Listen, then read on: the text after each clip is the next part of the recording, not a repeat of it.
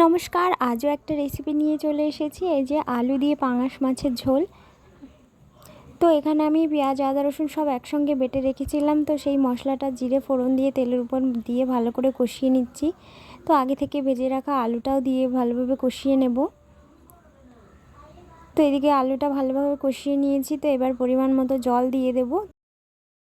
তো জলটা ফুটে উঠেছে, এবার আমি কিছুক্ষণ এটাকে ঢাকা দিয়ে রেখে দেব, মিনিট 5 মতো। তো এই যে 5 মিনিট পর ঢাকাটা খুলে আরেকটু নাড়াচাড়া করে নেব। তো এবার মাছগুলো দিয়ে দেব।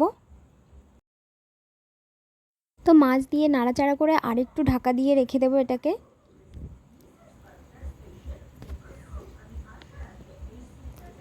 তো এই যে ঢাকাটা খুলে আরেকটু নাড়াচাড়া করে দেখব ভালো করে আলুটা সেদ্ধ হয়েছে কিনা। তো আলুটা ভালোভাবেই সেদ্ধ হয়ে গিয়েছে। তো এবার গরম মশলা বাটা দিয়ে নামিয়ে নেব। তো ভিডিওটা ভালো লাগলে অবশ্যই একটা লাইক করে দেবেন, শেয়ার করে দেবেন। আর পাঙাশ মাছ খেতে কার কার ভালো লাগে অবশ্যই কমেন্ট করে জানাবেন।